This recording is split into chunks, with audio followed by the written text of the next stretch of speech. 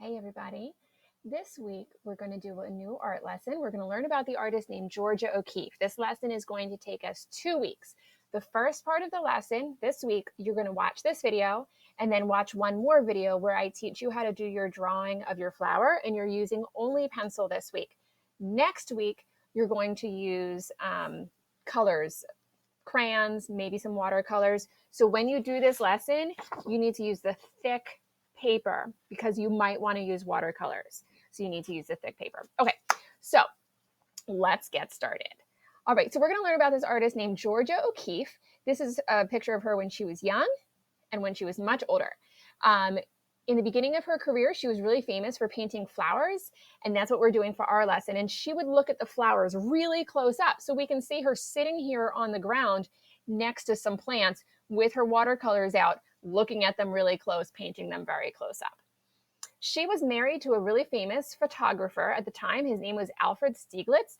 Fun fact, while they were together, when they were dating, and then while they were married, they sent each other 25,000 letters. Some of those letters were 40 pages long. This is back before texting, cell phones, and all that kind of stuff. They were in love with each other and they wrote tons of letters. Fun fact, very cool.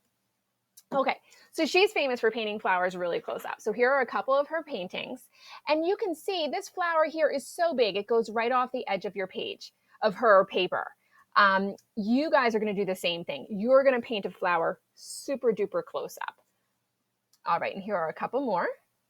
This one is super, super cool. I love how she did the middle of this flower, and you're going to really focus on the details when you do yours, just like she did. So she spent the first part of her life living in New York City. And then later in her life, she would go to New Mexico every summer. She would stay with some friends who owned a ranch. She got kind of famous and she had some rich friends. So she stayed at this ranch. And while she was there, she would do landscape paintings. And after her husband died, Alfred was much older than her. So he died way before her. After that, she moved to New Mexico and finished out the rest of her career in New Mexico. So some of the other cool things she did is she did a lot of animal skulls and bones. This one has a landscape in it. We can see the hills in New Mexico, plus a flower, plus a skull of like a cattle, some kind of cattle, I think. And then here's a cool looking landscape that she did. All right, so for our art project, you're making flowers. In this PowerPoint, you can look at flowers or you can Google flowers on your own, but you have to be looking at a flower when you do this art project. All right, so here are a couple flowers to choose.